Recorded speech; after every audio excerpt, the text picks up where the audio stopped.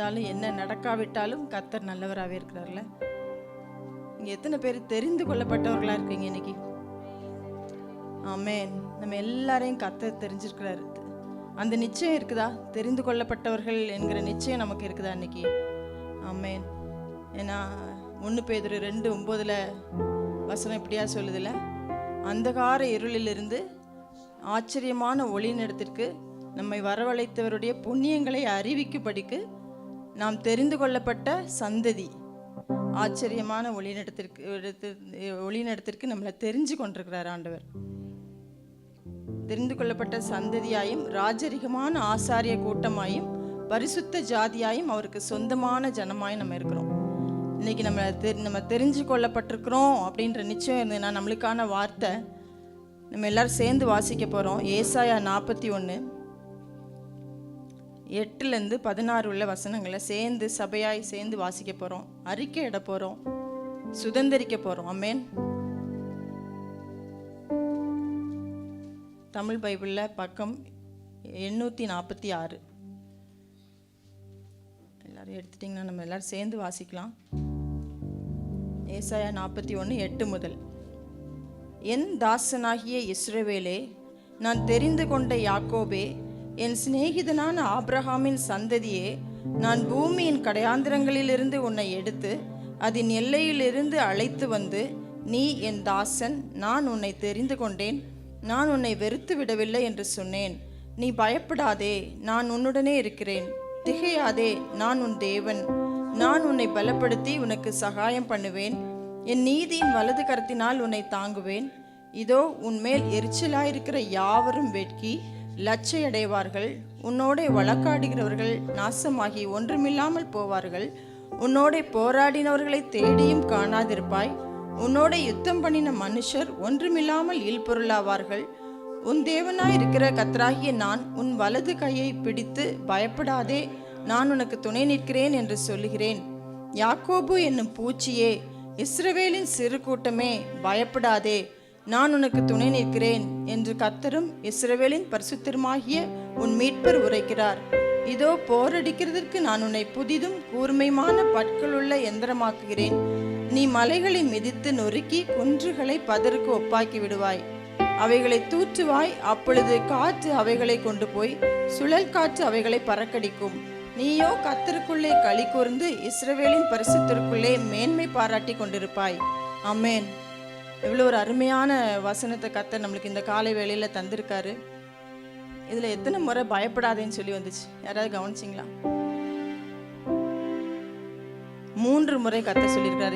இந்த பேசேஜ்ல நம்ம வாசித்த இந்த பகுதியில 3 முறை பயப்படாதே பயப்படாதேன்னு சொல்லி நம்ம எல்லாரும் இன்னைக்கு ஜெபிக்க போறோம்.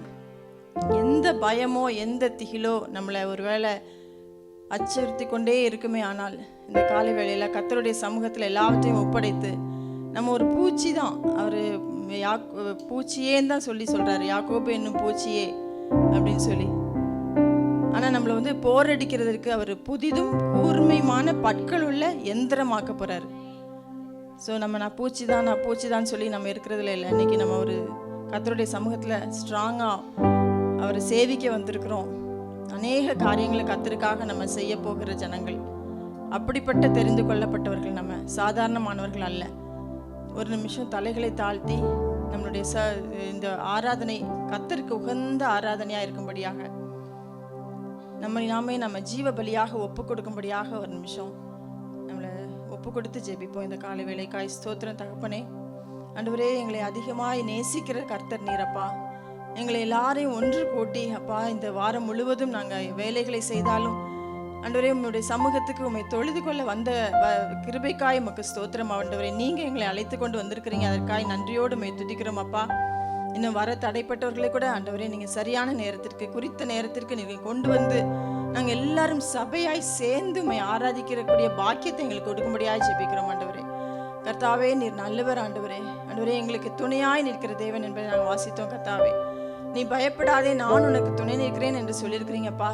உம்முடைய நீதியின் கரத்தினால நீர் எங்களை தாங்குகிற தேவன். நன்றி அப்பா. ஆண்டவரே, இந்த காலை வேளையில ராஜா நீர் எங்களோடு கூட பேசும்படியாய் வந்திருக்கிறீங்க ஆண்டவரே. ஆண்டவரே, நீங்க இந்த இடத்துல பிரசன்னராய் இருக்கிறதற்காய் உமக்கு ஸ்தோத்திரம் தகப்பனே. ஆண்டவரே, எங்களுடைய ஆராதனை, எங்களுடைய வாயின் வார்த்தைகள் உம்முடைய சமூகத்தில் அது பிரீதியா இருக்கும்படியாய் ஜெபிக்கிறோம் அப்பா. ஆண்டவரே, எங்களுடைய உள்ளத்தில் உள்ள ஒவ்வொரு எண்ணங்களும் கர்த்தாவே உமக்கு உகந்தவைகளாய் இருக்கும்படியா இந்த காலை வேளையில எங்களை ஒரு விசை தாழ்த்தி உம்முடைய சமூகத்தில் எங்களை ஒப்பு கொடுக்கிறோம் ஆண்டவரே. நாங்கள் சிறுகவும் நீங்க பெருகவும் வேண்டும் கர்த்தாவே. அப்பா, இந்த ஆராதனைக்கு வந்திருக்கிற ஒவ்வொருவர் மேலும் ஆண்டவரே உம்முடைய கிருபையுள்ள கரம் இருப்பதாக ராஜா.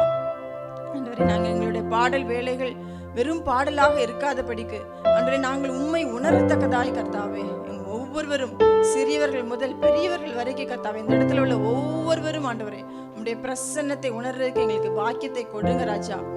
உம்முடைய முகத்தை நாங்கள் பார்க்கிறதற்கு தரிசிக்கிறதுக்கு எங்களுக்கு கிருபையை கொடுங்க. எங்களுடைய கண்களை எல்லாம் நீங்க திறந்து கொடுக்கும்படியாய் ஜெபிக்கிறோம் ராஜா.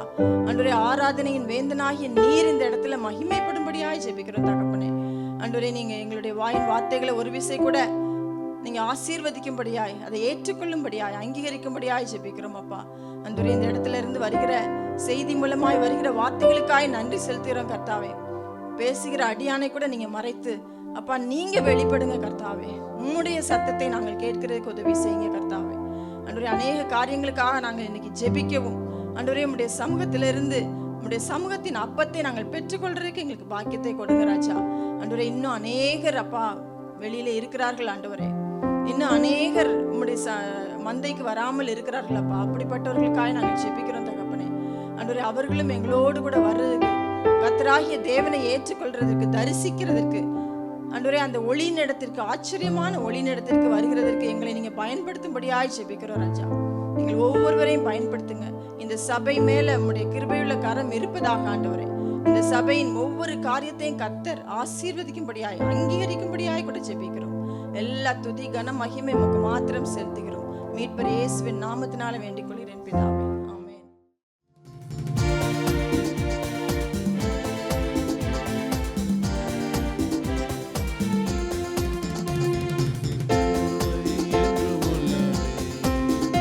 அவர் கிருபை என்றும் உள்ளதே, அவரை போற்றி துதித்து பாடி அல்லேலூயா என்று ஆர்ப்பரிப்போம். சொல்லுவோமா?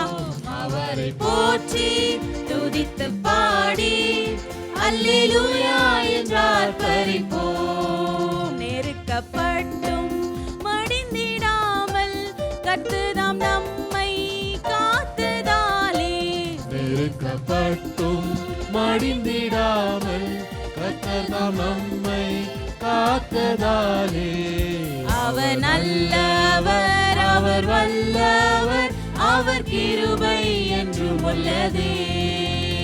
அவர் நல்லவர், அவர் வல்லவர், அவர் கிருபை என்றும் உள்ளதே. தேவ கிருபை என்றும் உள்ளதே, அவர் கிருபை என்றும் உள்ளதே.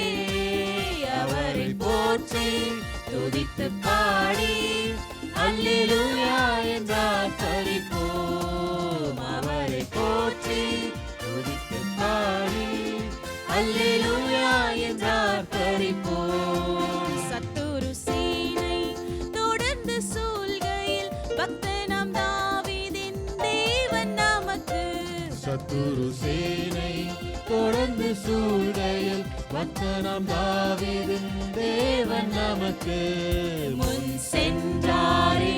அவர் நல்லவர், அவர் கிருபை என்றும் உள்ளதே. முன் சென்றாரே, அவர் நல்லவர், அவர் கிருபை என்றும் உள்ளதே.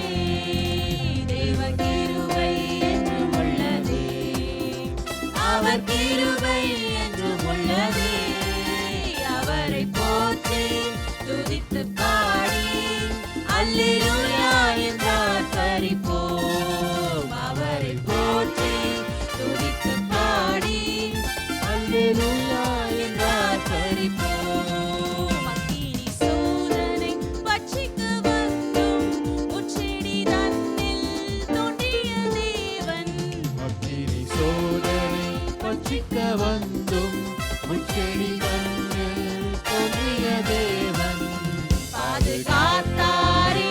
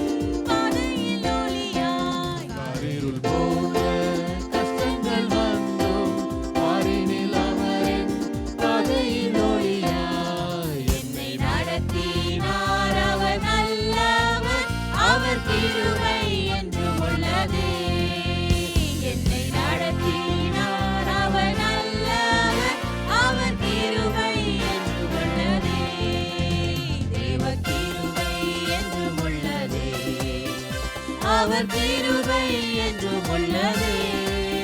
அவரை போற்றி துதித்து பாடி அல்லேலூயா என்றார் பரிபோம். அவரை போற்றி துதித்து பாடி அல்லேலூயா என்றார் பரிபோம். நித்திய தேவனாம் சத்திய பரந்தார் நித்தமும் நம்முடன் இருப்பதாலே. நித்திய தேவனாம் சத்திய பரனாம் நித்தமும் நம்முடன் இருப்பதாலே.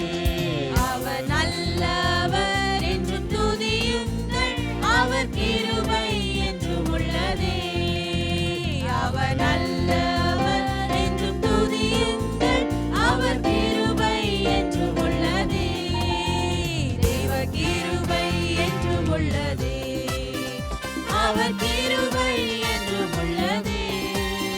அவரை போற்றி துதித்து பாடி அல்லேலூயா என்றார் பரிபோம். அவரை போற்றி துதித்து பாடி அல்லேலூயா என்றார் பரிபோம். அவர் நல்லவர், அவர் வல்லவர், அவர் கிருபை என்றும் உள்ளதே. முன் சென்றாரே அவர் நல்லவர், அவர் கிருபை என்றும் உள்ளதே. பாதுகாத்தாரே அவர் நல்லவர், அவர் கிருபை என்றும் உள்ளதே. என்னை நடத்தினார் அவர் நல்லவர், அவர் கிருபை என்றும் உள்ளதே. அவர் நல்லவர் என்று துதியுங்கள், அவர் கிருபை என்றும் உள்ளதே. ஆமென்.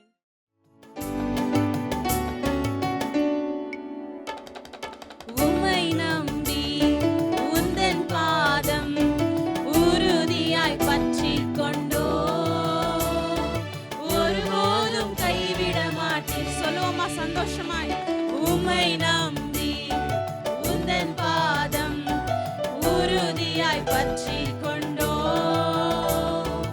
ஒருபோதும் கைவிட மாட்டேன். கண்ணீரை துடைத்து கரங்களை பிடித்து காலமெல்லாம் காத்துக் கொண்டீர். கண்ணீரை துடைத்து கரங்களை பிடித்து காலமெல்லாம் காத்துக் கொண்டீர். ஐயா காலமெல்லாம் காத்துக் கொண்டீர். ஐயா காலமெல்லாம் காத்துக் கொண்டீர். உம்மை நம்பி உந்தன் பாதம் உறுதியாய் பற்றிக் கொண்டோ, ஒருபோதும் கைவிட மாட்டீர்.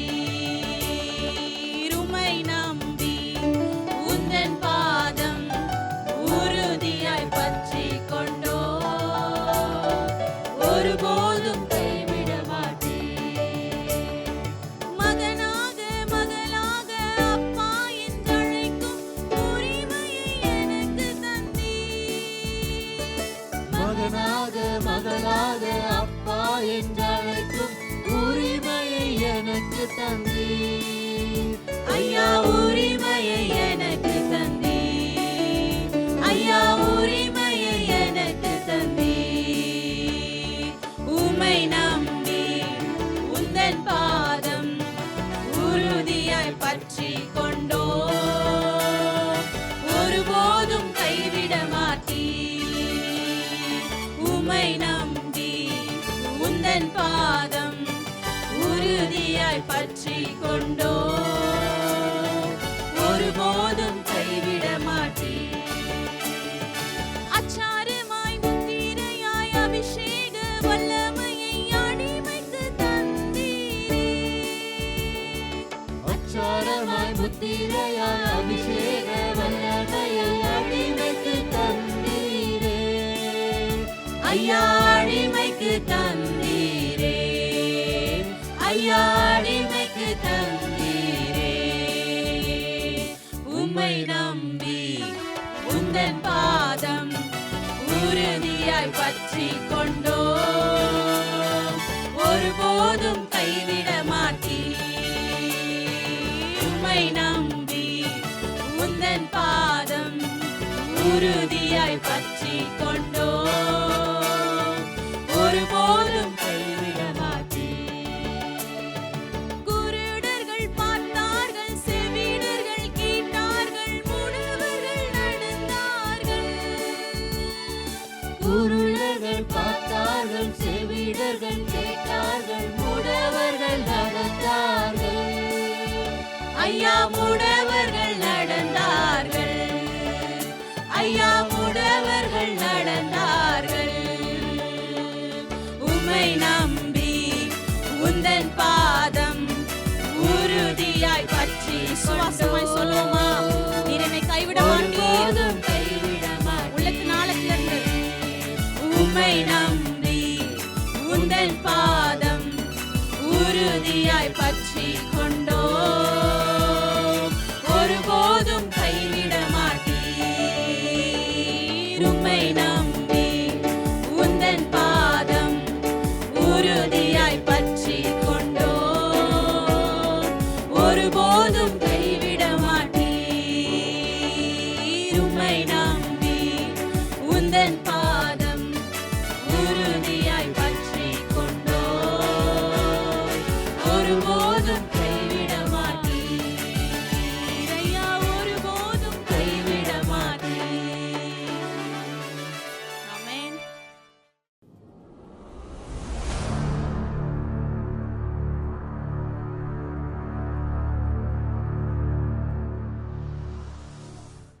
கிறிஸ்து இயேசுவின் நாமத்துல மறுபடியும் உங்களை வாழ்த்துகிறேன். இந்த நாளிலும் கூட கர்த்தர் நம்மோடு கூட தொடர்ந்து பேசுவார் என்பதை நான் நம்புறேன். நீங்க நம்புறீங்களா? அல்லேலூயா. அவர் பேசுகிற தேவனா இருக்கிறார். நம்ம இந்த மாதத்தின முதல் நாளில நம்ம கேட்ட வார்த்தை, நமக்கு குறித்ததை கர்த்தர் நிறைவேற்றுவார் அப்படின்ற வார்த்தை நம்ம கேட்டோம். இந்த வார்த்தையை கேட்ட மாத்திரத்தில் கர்த்தர் நமக்காக ஏதோ ஒரு காரியத்தை செய்வார், அவரே இறங்கி வந்து செய்வார் அப்படின்னு நம்ம என்ன செய்யறோம்? அநேக நேரம் நாம் கரங்களை முடக்கி கொண்டு கர்த்தர் செய்வார் அப்படின்னு காத்திருக்கிறோம் இல்ல. சில காரியங்களை கர்த்தர் நம்மை கொண்டுதான் அந்த காரியங்களை செய்ய போறார். அவர் வந்து என்ன செய்யறாரு? சில காரியங்களை நம்மளை எனேபிள் பண்ணி அந்த காரியத்தை செயல்படுத்தக்கூடிய கிருபைகளையும் பலனையும் ஞானத்தையும் தந்து அவர் என்ன செய்யறாரு? செயல்படுகிற தேவனா இருக்கிறார். அவர் எல்லாம் நமக்கு குறித்து வைத்திருக்கிறதை அவர் நிறைவேற்றுகிறார். அவர் ஏதோ ஒரு மெஜிஷியன் மாதிரி நம்மளுடைய வாழ்க்கையில செய்கிற தேவன் அல்ல. உங்களையும் என்னையும் பலப்படுத்தி அந்த காரியத்தை செயல்படுத்தும்படி என்ன செய்யறாரு? கொண்டு செல்லுகிற தேவனா இருக்கிறார். எத்தனை பேர் விசுவாசிக்கிறீங்க? நம்ம அநேக நேரம் மற்றவங்களுடைய ஒப்பீனியன் படியே நம்ம வாழ பழகிட்டோம் இல்ல. அவங்க என்ன சொல்லுவாங்க? ஏதாவது ஒன்று நினைச்சோம், ஏதாவது ஒன்று செய்யணும்னு நினைச்சா அவங்க என்ன நினைச்சுக்குவாங்க, இவங்க என்ன நினைச்சுக்குவாங்க அப்படின்னு நினைக்கிறோம் இல்ல. ஏன் நமக்கு இந்த காரியம் இன்னும் டிலே ஆயிட்டே இருக்குது? இந்த காரியம் ஏன் என்னுடைய வாழ்க்கையில இன்னும் தாமதமாவே இருக்குது? மற்றவங்களுடைய ஒப்பீனியனை கொண்டே நம்ம என்ன செய்யறோம்? வாழ்ந்து கொண்டிருக்கிறோம். ஹல்லேலூயா. விலை மதிக்க முடியாத வைரம் ஒரு சேற்றின் மத்தியில தான் இருந்தாலும் கூட அதை கண்டு கொள்ளாதவர்கள் அதை மதிக்காம இல்ல அதை கவனிக்காம போகும்போது அந்த வைரம் அந்த மனுஷனை பார்த்து என்ன மதிக்கலையே அப்படின்னு நினைக்க போறது இல்ல. அதே போல அதை கண்டு கொண்டு அதை எடுத்துக்கொள்கிறவனை பார்த்து நீ என்ன மதிச்சிட்ட அப்படின்னு அது பெருமை கொள்வதும் இல்ல. காரணம் என்ன தெரியுமா? Diamond has the value. உங்களுடைய வாழ்க்கையில நீங்க வேல்யூபிள் பர்சனா மாறிட்டீங்கன்னா மற்றவர்களுடைய ஒப்பீனியனுக்காக அல்ல, நீங்க யார் என்பதை உங்களுக்கே தெரியும். எத்தனை பேருக்கு தெரியும் நீங்க விசேஷித்தவர்கள்? தேவனுடைய பார்வையில நீங்களும் நானும் யாரு? விசேஷித்தவர்களா இருக்கிறோம். ஆனால் நம்மளுடைய செயல்பாடு எப்படி இருக்குது? இவங்க என்ன கண்டுக்கவே மாட்டேங்கிறாங்க இல்ல. மற்றவர்கள் சொல்லுவதை அதுதான் நம்ம அதிகமா நம்ம என்ன செய்யறோம்? வெயிட்டேஜ் கொடுக்கிறோம். உங்களுடைய வெயிட்டேஜ் நீங்க என்னன்னு தெரியல. நான் சொல்றது உங்களுடைய நன்மதிப்பை சொல்றேன், ஹெட் வெயிட்டை சொல்லல. சில பேர் வெயிட் நான் வேல்யூபிள் ஹெட் வெயிட் ஆயிரும். ஹெட் வெயிட் கிடையாது. நீங்கள் நான் தேவனுடைய பார்வையில் விசேஷித்தவர்கள் என்பதை நாம் அறிந்து கொள்ளணும். எதனால் விசேஷித்தவர்கள்? ஆமா, அது தெரியல பாஸ்டர். மோசே அழகா சொன்னால, எதுக்கு? நீர் என்னோடு வருவதனால தான் நான் விசேஷித்தவன் இல்ல. தேவா நான் எதினால் விசேஷித்தவன் பாடுறோம். தேவா நீ என்னோடு வருவதனால தான். நீங்க இல்லைன்னா ஐ அம் டஸ்ட். தேவன் இல்லாத ஒரு விசுவாசியினுடைய வாழ்க்கை அவன் இன்னும் துரும்பாதான் இருக்கிறான். ஆனால் கர்த்தர் அவனோடு கூட இருக்கிறார் என்பதை அறிந்தவன், தேவன் நீர் என்னோடு கூட இருக்கும்போதுதான் நான் விசேஷித்தவன். ஹல்லேலூயா. அதை அறிந்து கொண்டவர்களாய் நாம் என்ன செய்யணும்? வாழ பழகி கொள்ளணும். பாருங்க, இந்த செய்திக்கு முன்பதாக சில காரியங்களை நான் உங்களுக்கு, சில வசனங்களை நான் உங்களுக்கு தெளிவுபடுத்த விரும்புகிறேன். 1 பேதுரு, நம்ம ஆரம்ப ஜெபத்தில் படிச்சோம் இந்த வார்த்தையில. 1 பேதுரு 2ஆம் அதிகாரத்தின் 9ஆம் வசனம். நீங்களோ உங்களை அந்தகாரத்தில் நின்று தம்முடைய ஆச்சரியமான ஒளியினிடத்திற்கு வரவழைத்தவருடைய புண்ணியங்களை அறிவிக்கும்படிக்கு தெரிந்து கொள்ளப்பட்ட சந்ததியாயும் ராஜரீகமான ஆசாரிய கூட்டமாயும் பரிசுத்த ஜாதியாயும் அவருக்கு சொந்தமான ஜனமாயும் இருக்கிறீர்கள். ஹல்லேலூயா.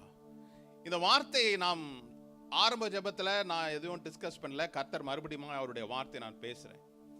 இங்கு சொல்லப்பட்ட காரியம், நீங்க அந்தகாரமான இருளில் இருந்து ஆச்சரியமான வழி நடத்தின தேவனுடைய புண்ணியங்களை அறிவிக்கும்படி நீங்களாம் யாரு? தெரிந்து கொள்ளப்பட்ட சந்ததியும் ராஜரீக ஆசாரியருமாய் பரிசுத்த ஜாதியாயும் அவருடைய சொந்த ஜனமாய் இருக்கிறேன்னு சொல்லி தமிழ்ல எப்படி இருக்குது. ஆனா ஆங்கிலத்துல வந்து ஒரு சின்ன ஒரு வார்த்தை, அந்த வார்த்தை ஒரு டிஃபரெண்டா இருக்குது. You are a chosen generation, royal priesthood, holy nation. அடுத்ததுதான் peculiar person, peculiar people அப்படின்னு இருக்குது. peculiar people அப்படின்னா அதுக்கு என்ன அர்த்தம் அப்படின்னு பார்த்தனா, வினோதமான, விசேஷமான கூட ஸ்பெஷல் இருக்கு. peculiar அப்படின்னா அப்படிது வினோதமான ஒரு மனுஷனா இருக்கணும். இவனை பார்த்தா அவன் செய்யறதெல்லாம் ஒரு வினோதமா இருக்கு, ஒரு ஒரு மாதிரி அப்படி சொல்லி நம்ம கேள்விப்பட்டிருக்கோமா? இவன் செய்யறதெல்லாம் ஒரு மாதிரியா இருக்கு. வினோதமான காரியத்தை செய்கிறதற்காக அழைக்கப்பட்ட ஜனம் peculiar people. இதுல சொல்லப்பட்டிருந்து தன் சொந்த ஜனமா இருக்கிறீங்க. இதை படிக்கும்போது நல்லா தான் இருக்குது. ஆனால் இந்த வார்த்தையை பார்க்கும்போது you are a peculiar person. பக்கத்துல இருக்கவங்கள பார்த்து சொல்லுங்க, you are peculiar. சொல்லுங்களேன், சொல்றதுக்கே ஒரு மாதிரி, ஆமாமா இந்த ஆள் ஒரு மாதிரி தான் அப்படின்ற மாதிரி இருக்குது. peculiar people இல்ல, நீங்க விசேஷித்தவர்கள் மாத்திரமல்ல, ஒரு வினோதமானவர்கள். ஹல்லேலூயா. வினோதமானவர்கள் எப்படி தெரியுமா பேர் வரும்? வினோதமான காரியங்களை செய்யறதுனால தான் அவனுக்கு பேர் கொடுக்கப்படும். இந்த ஆள் ஒரு மாதிரி பெக்யூலரா பண்றான்பா, எது பண்ணாலும் ஒரு பெக்யூலியரா இருக்கு, வினோதமா இருக்குது. ஹல்லேலூயா. வினோதமா நான் இருக்கணும்னா என்ன செய்யலாம் அப்படின்றத குறித்து இன்னைக்கு பார்க்க போறோம். கர்த்தர் எனக்கு குறித்ததை அவர் நிறைவேற்றுகிறார், என்னை கொண்டுதான் அவர் செய்யறாரு.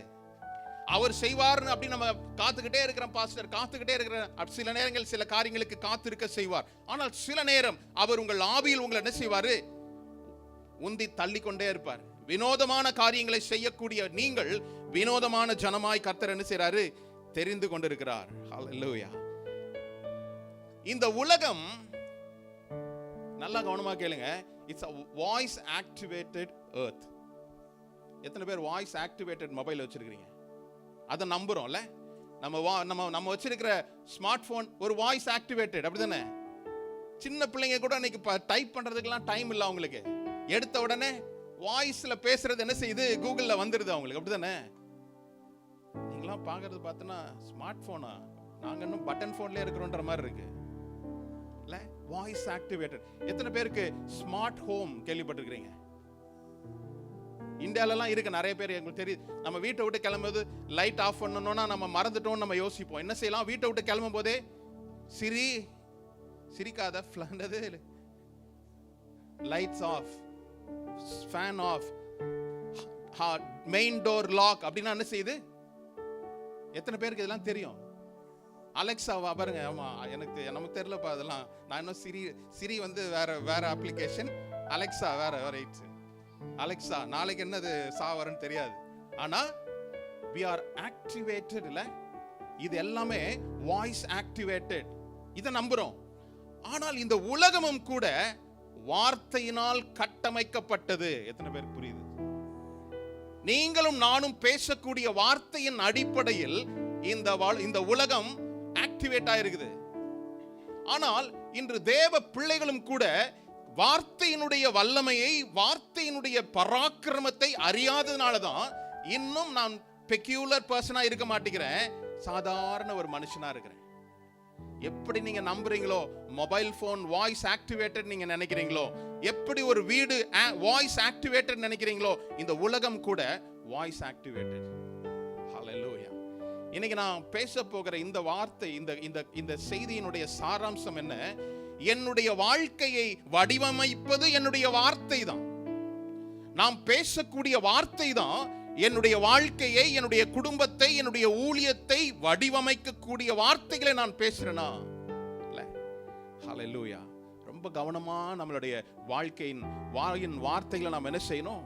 பயன்படுத்தணும் அப்படின்றத குறித்து நம்ம பேச போறோம். ஏன்னா வாயின் வார்த்தை தான் என்னுடைய வாழ்க்கையில காரியங்களை செயல்படுத்தும்.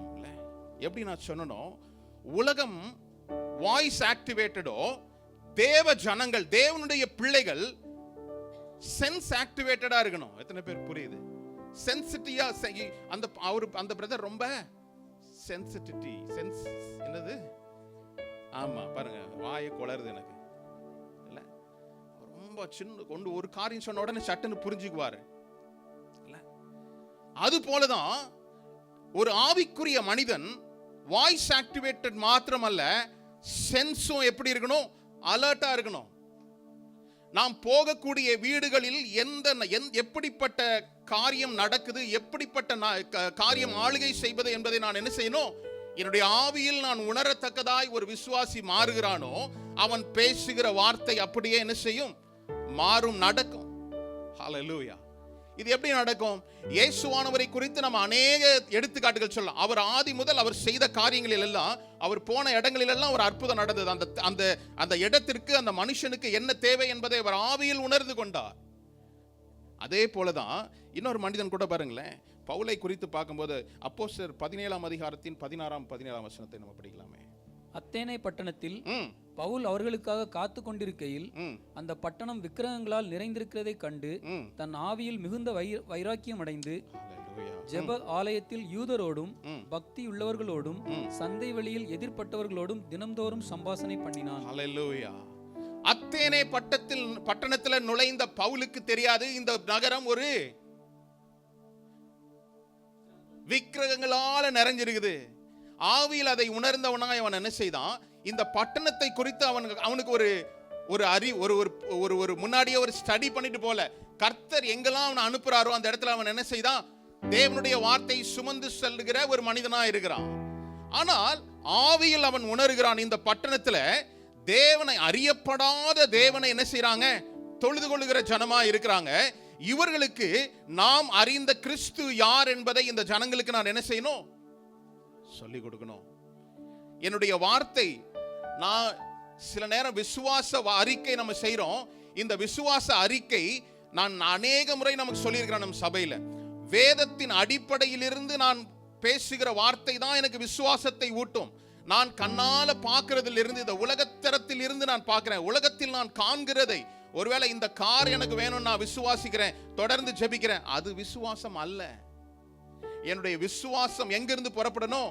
வேத வசனத்திலிருந்து தான் புறப்படணும். இதுதான் நம்ம போன வாரம் நம்ம பார்த்தோம்ல. விசுவாசம் எங்க இருந்து வருது? விசுவாசம் கேள்வியினால் வருகிறது. கேள்வி தேவனுடைய வசனத்திலிருந்து வரணும். விசுவாசத்தினுடைய ஃபவுண்டேஷன் எங்க?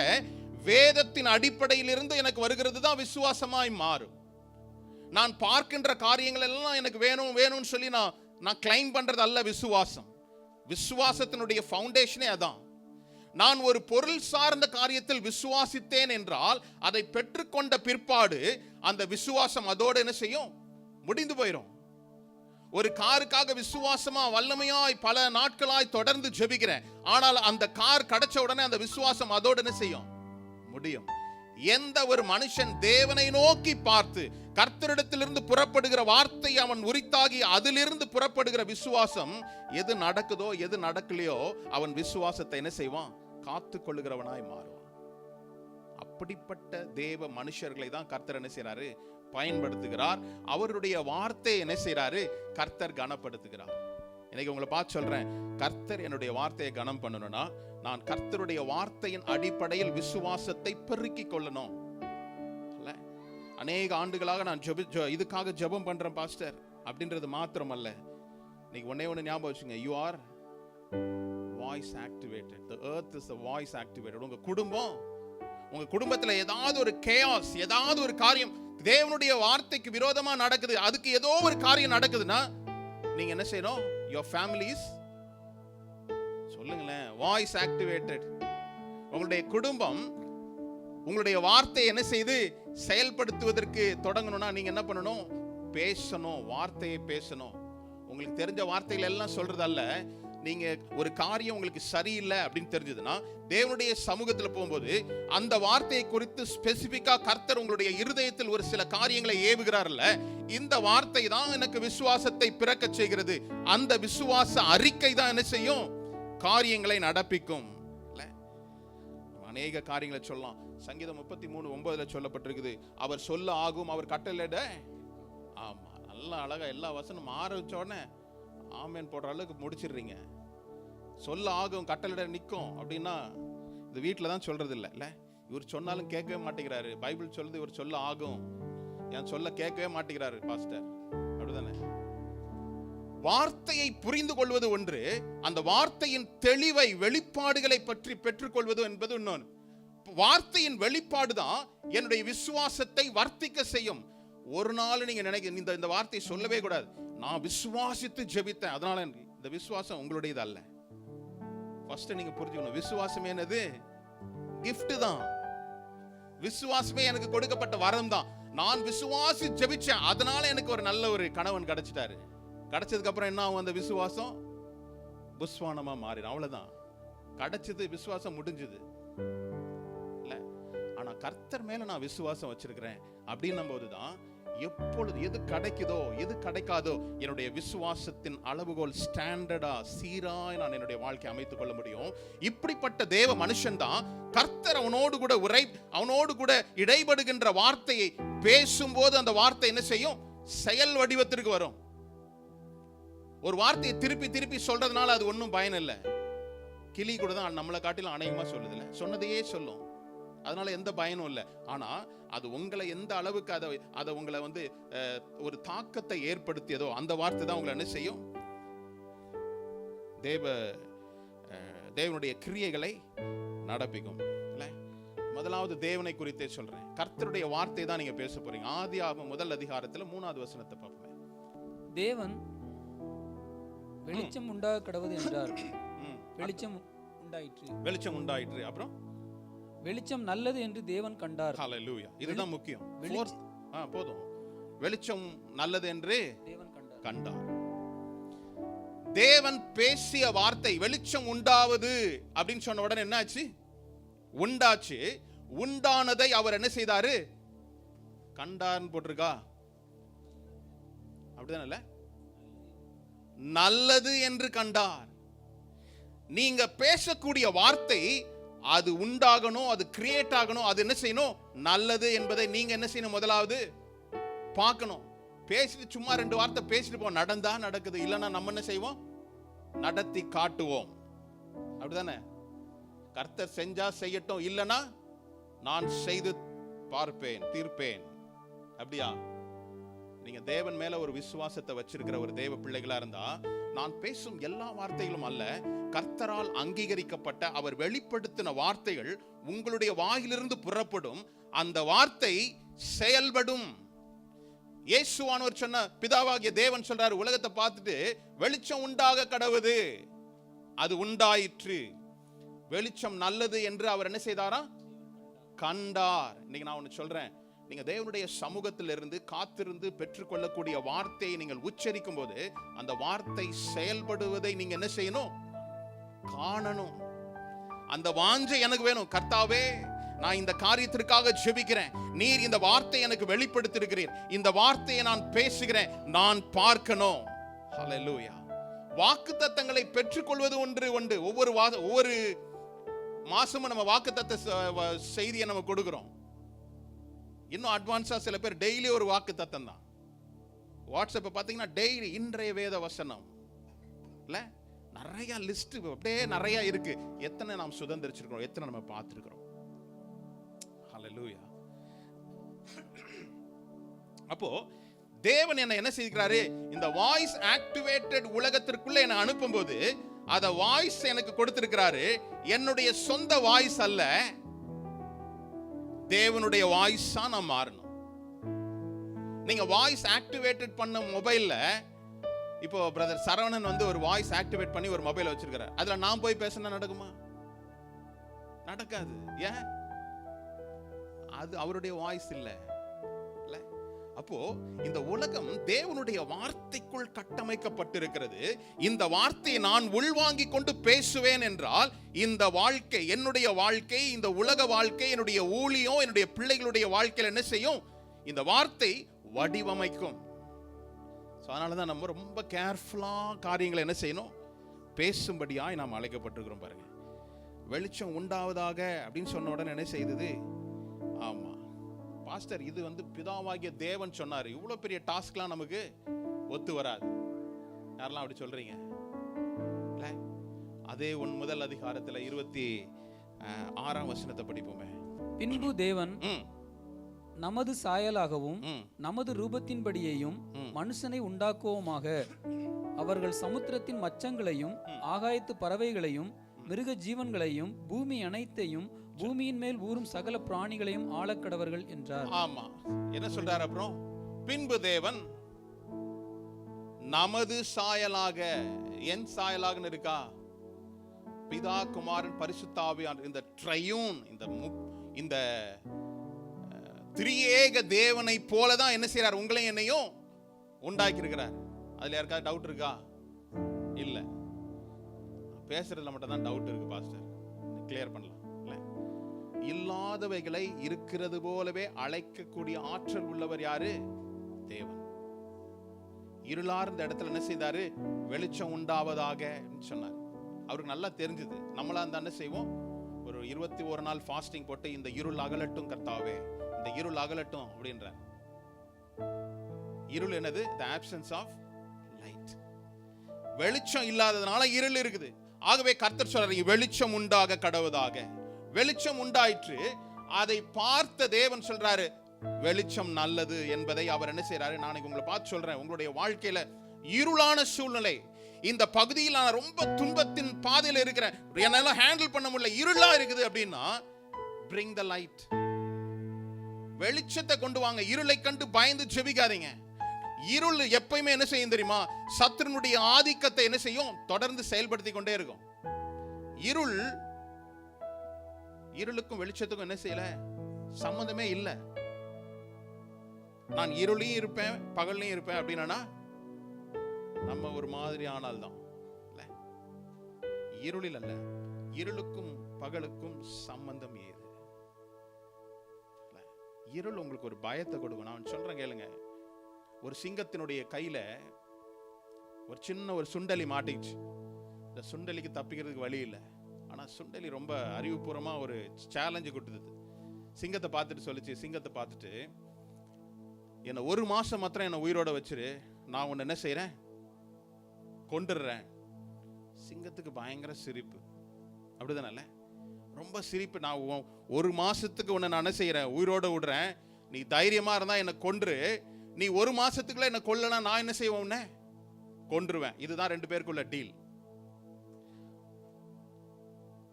வாரம் சிங்கத்துக்கு முன்னாடியே சுண்டலி பயங்கர ஒரு மெஜஸ்டிக்கான ஒரு நடந்து போகுது. சிங்கம் பார்த்து சிரிச்சுது.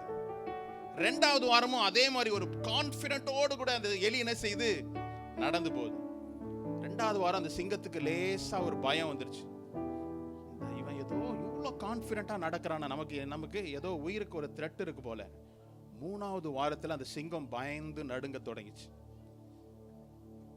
சாப்பிட முடியல, தூங்க முடியல. இல்ல இன்னைக்கு அநேக மக்கள் அப்படிதான், ஒரு ஸ்ட்ரெஸ்ஸுக்குள்ள போனாங்கன்னா என்ன செய்ய முடியல? சாப்பிட முடியல, தூங்க முடியல. 4வது வாரம் இந்த சுண்டலி அதனோடு கூட இருக்கிற நிறைய ஆட்களை கூட்டிட்டு போய் அந்த குகையில போய் பார்க்கும்போது சிங்கம் எப்படி இருந்துதான்? செத்து போய் கிடந்துதான். சரியா சாப்பிடாம, தூக்கம் இல்லாம, பயத்தின் நிமித்தமாய். இன்னைக்கு நம்மளுடைய வாழ்க்கையிலும் அதே போலதான். அந்த சிங்கம் என்பது நீங்களும் நானும் நம்மளுடைய கேரக்டர், நம்மளுடைய பர்சனாலிட்டி, நம்மளுடைய குணாதிசயங்கள். ஆனா சுண்டலி போல ஒரு சின்ன காரியம் நம்மளை மேற்கொள்ள முடியாதுன்னு செய்து தெரிந்தாலும் கூட பயமுறுத்துதலின் நிமித்தமாய் நமக்குள்ள ஒரு stress. devil is the defeated foe தான். சத்ருவானவன் அவன் தோற்கடிக்கப்பட்டவன். எல்லா விசுவாசிகளுக்கும் தெரியும் சத்ருவானவன் தோற்கடிக்கப்பட்டவன் தான். ஆனா நம்மள ஒரு சின்ன எலியை போல நாளைக்கு பிரச்சனை பாருங்க உனக்கு வரும். எத்தனை பேர் இது மாதிரி கடந்து போயிருக்கிறீங்க? அநேக சமயங்கள் நீ அடுத்த மாசம் உனக்கு இருக்க இந்த பிரச்சனை எப்படி நீ தீர்ப்ப, அது மாதிரி பல பிரச்சனைகளை கடக்கும்படி கர்த்தர் கிருபை செய்திருக்கிறார். உங்களுடைய வாழ்க்கையில அதே மாதிரி தான் இல்ல, சத்ருவானவன் ஒரு இருளான சூழ்நிலைக்குள்ள நம்மள கார்னர் பண்ணிக்கிட்டே இருப்பான், ஒரு பயத்தை விதைத்துக் கொண்டே இருப்பான். ஆனால் எத்தனையோ சோர்வுகளின் மத்தியிலும் தோல்விகளின் மத்தியிலும் கூட கர்த்தர் நம்மை ஆசீர்வதித்து இந்த இடத்துல நிப்பாட்டி வச்சிருக்கிறார். ஹல்லேலூயா. ஒரு பிரச்சனை வரும்னு காத்துக்கிட்டே இருந்த சிங்கம் மரித்து போயிருச்சு. பிரச்சனைக்காக காத்து கொண்டு இருக்காதீங்க. ஐயோ இது வருமே, இது வருமே, நாளைக்கு இது வருமே, இப்படி யோசிச்சுக்கிட்டே இருந்தா இந்த பிரச்சனை தான் நமக்கு என்ன செய்யும், ஒரு பெரிய பாரத்தை நம்மளுடைய இருதயத்துல அப்படியே போட்டுக்கிட்டே இருக்கும். பயம் இருக்கிற இடத்துல விசுவாசம் இருக்கவே இருக்காது. விசுவாசம் வேலை செய்யாது. நீங்க சொல்லலாம், நான் விசுவாசிக்கிறேன் பாஸ், நான் விசுவாசிக்கிறேன் கர்த்தரை இன்னொரு அதிகமா நான் விசுவாசிக்கிறேன், ஆனா எனக்குள்ள இருக்கிற பயம் என்ன செய்யும், அந்த விசுவாசத்தை மட்டுப்படுத்தி கொண்டே இருக்கும். சிங்கம் நினைச்சிருந்தா ஒரே நேரத்தில் அது கொண்டிருக்கலாம், ஆனால் அது விட்டது தான் தப்பு இல்லை. இன்னைக்கு அநேக நேரம் நமக்கு வருகிற சோதனைகளை, நமக்கு வருகிற சேலஞ்சஸை உடனடியாக அதை ஹேண்டில் பண்றதுக்கு நமக்கு என்ன செய்யணும், தேவனுடைய வார்த்தை ஜீவனும் வல்லமையும் உள்ளது. அல்லேலூயா. நாம் நல்லா தெரியுது, தேவனுடைய வார்த்தை ஜீவன் உள்ளது, வல்லமை உள்ளது, இருபுறம் கருக்குள்ள, எந்த பட்டயத்திலும் கூர்மையானது, எல்லாம் நமக்கு தெரியுது. ஆனா நாம் பேச மறந்து போறோம். வாயில் உச்சரிப்பதை நான் என்ன செய்யறேன், மறந்து போகிறோம். ஹல்லேலூயா. எடுத்துக்கொள்வோம் அடுத்த வேத வசனத்துல, யோவான் முதல் அதிகாரத்துல 1 முதல் 3ஆம் வசனத்தை நாம் படிக்கலாமே.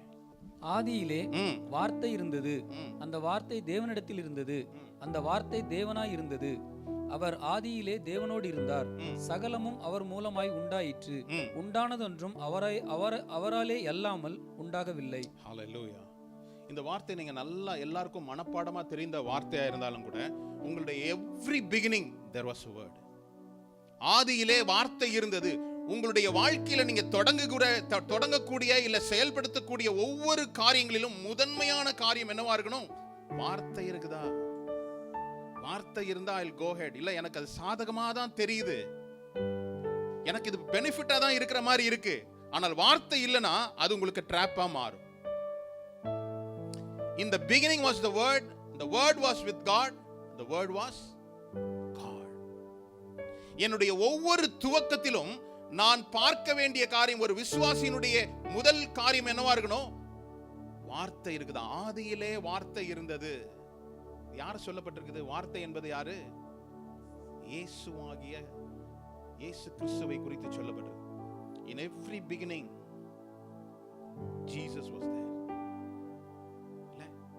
நான் எப்பொழுதுமே இது என்னுடைய தனிப்பட்ட ஒரு காரியத்தை நான் எப்போதுமே யோசிப்பேன். இந்த 3 தேவர்கள், 3 திரியேக தேவன் என்பது, பிதாவாகிய தேவன் வெளிச்சம் உண்டாவதாக என்று பேசுகிற வார்த்தை இயேசு கிறிஸ்து, அதை செயல்படுத்தியது பரிசுத்த ஆவியானவர் அப்படி என்பது என்னுடைய தனிப்பட்ட ஒரு காரியம். பாஸ்டர் இது வேதத்துல எங்க இருக்கு அப்படின்னு முடிச்சிடணும்னு கேட்காதீங்க. நான் நம்புகிற காரியம், பிதாவாகிய தேவன் பேசுகிற வார்த்தை, பேசப்பட்ட வார்த்தை, ஸ்போக்கன் வேர்ட் இஸ் ஜீசஸ். அந்த வார்த்தையை செயல்படுத்துகிற ஆற்றலை பரிசுத்த ஆவியானவர் என்ன செய்யறாரு, செயல்படுத்துகிறார்.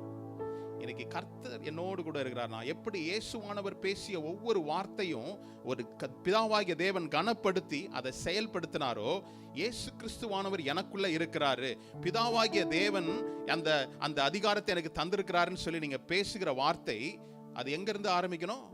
மறுபடியும் சொல்றேன், என்னுடைய விசுவாசம் நான் காண்கின்ற காரியங்களில் இருந்த பொருள் சார்ந்த காரியங்களில் அல்ல, வேதத்தின் அடிப்படையில் இருந்து அந்த விசுவாசம் கேள்வியினாலே வரும், கேள்வி தேவனுடைய வசனத்தினாலே வரும், தேவனுடைய வசனத்தினால தான் எனக்கு விசுவாசம் எனக்கு என்ன செய்யும், வரணும் அப்படின்றத நான் அறிந்து கொள்ளுகிறவனா இருக்கணும். அப்போ என்ன சொல்லப்பட்டது பாருங்க, ஆதியிலே வார்த்தை இருந்தது, அந்த வார்த்தை தேவனிடத்தில் இருந்தது, அந்த வார்த்தை தேவனாய் இருந்தது, அவர் ஆதியிலே தேவனோடு இருந்தார், சகலமும் அவர் மூலமாய் உண்டாயிற்று, உண்டானதொன்றும் அவராலே அல்லாமல், without word nothing has made. நீங்க ஒரு ரெஸ்டாரண்ட் போறீங்க, உங்களுக்கு விருப்பமான காரியத்தை சாப்பிடணும்னு அந்த ரெஸ்டாரண்ட் போயிருக்கிறீங்க, போன உடனே நீங்க வாய் திறந்து அந்த வெயிட்டர்ட்ட கேட்பீங்களா இல்லையா? நான் வாயே திறக்க மாட்டேன், நான் என்ன நினைச்சிருக்கணும் அது எனக்கு டேபிளுக்கு வரும்னு நினைச்சீங்கன்னா அவர் சொல்லுவார், நாங்கள் ரெஸ்டாரண்ட்டை மூட போகிறோம், நீங்கள் என்ன செய்யுங்க, காலையில் வந்து உட்காந்துருக்கிறீங்க, எதுக்குன்னு தெரில அப்படின்னு அமைச்சிடுவோம். நமக்கு என்ன தேவையோ நாம் வாயினால் கேட்டு பெற்றுக்கொள்கிறோம். இந்த உலகத்தில் நமக்கு தெரியுது. அதே போல ஆவிக்குரிய காரியங்களிலும் தேவன் எனக்கு அழைத்த பரம அழைப்பை நான் பெற்றுக்கொண்டவன். தேவன் எதனால், பவுல் சொல்றது, நான் எதனால் பிடிக்கப்பட்டனோ அதை பிடித்துக்கொள்ள நான் பிடித்துக்கொண்டு ஆவலாய் தொடர்கிறேன். நான் எதனால் பிடிக்கப்பட்டனோ, எதற்கு கர்த்தர் இந்த வெளிப்பாடை எனக்கு கொடுத்தாரோ, எதற்கு என்னை அழைத்தாரோ, அதன்படி சிந்திக்கும் போது கர்த்தர் எனக்கு என்ன செய்யறாரு, அவர் வார்த்தையின் மூலமா எனக்கு வெளிப்படுத்துகிறார். இந்த வார்த்தை எனக்கு ஒரு விசுவாசத்தை கொடுக்கிறது. இந்த விசுவாசம் வார்த்தையாய் மாறுகிறது. இதுதான் விசுவாச அறிக்கை. சும்மா நான் திருப்பி திருப்பி எதையோ ஒரு காரியத்தை சொல்லிட்டு இருக்கிறதுனால அது மண்டையில இருந்து வரதில்லை. விசுவாசம் ஒரு நாள் என்ன செய்கிறதில்ல, என்னுடைய மண்டையிலிருந்து உதிப்பது அல்ல, என்னுடைய நாலேஜ்ல இருந்து வருவது அல்ல, என்னுடைய இருதயத்திலிருந்து வரும். என்னுடைய இருதயத்திலிருந்து வரக்கூடிய வார்த்தைகளாய் மாறணும். ஹல்லேலூயா. இந்த வார்த்தை எப்ப தெரியுமா, தேவன் என்ன பேசணும்னு நினைக்கிறாரோ அதை நான் எப்படி பேச தொடங்க தெரியுமா? பாருங்க, நல்லா யோசிச்சு பாருங்களேன். பழைய ஏற்பாட்டில் தேவனுடைய மனிதர்கள், தேவ ஆவி அவர்கள் மேல் வந்து இறங்கியது, அவர்கள் கர்த்தருடைய வார்த்தையை தீர்க்க தரிசனமாய் உரைத்தார்கள். இது பல இடங்களில் நம்ம பார்த்திருக்கிறோம். இல்ல, ஆவியானவர் மேல் இறங்கினார், அவன் தீர்க்க தரிசனமாய் உரைத்தான்.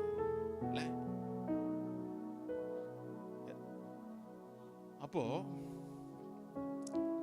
யோவான் எடுத்துக்கலாமே, யோவான் 15:7 நீங்கள் என்னிலும் என் வார்த்தைகள் உங்களிலும் நிலைத்திருந்தால் நீங்கள் கேட்டுக்கொள்வது எதுவோ அது உங்களுக்கு செய்யப்படும். ஆமென். ஹல்லேலூயா. பாஸ்டர், எனக்கு இந்த வசனம் கூட தெரியும் பாஸ்டர், ஆனா நான் நிறைய கேட்டு எனக்கு என்ன செய்யல, ஒன்றும் நடக்கவே இல்லையே பாஸ்டர், நிறைய கேட்டுக்கிட்டே இருக்கிறேனே அப்படின்னா, இவர் சொன்ன காரியம் பாருங்களேன். நீங்கள் என்னிலும் என் வார்த்தைகள் உங்களிலும் நிலைத்திருந்தால் நீங்கள் கேட்டுக்கொள்வது எதுவோ அது உங்களுக்கு. ஒரு வார்த்தை உங்களுக்குள்ள இருந்ததுன்னா, நீங்கள் அவருக்குள்ளும் இருந்ததுன்னா, ரெண்டு பேருடைய நீட்ஸ், ரெண்டு பேருடைய தேவைகளும் தெரியுமா தெரியாதா? நீங்களாம் பார்க்கறத பார்த்தனா என்னடா கேட்டு கேள்வி கேட்டு கொள்றாரு அப்படின்னு பார்க்குறீங்க.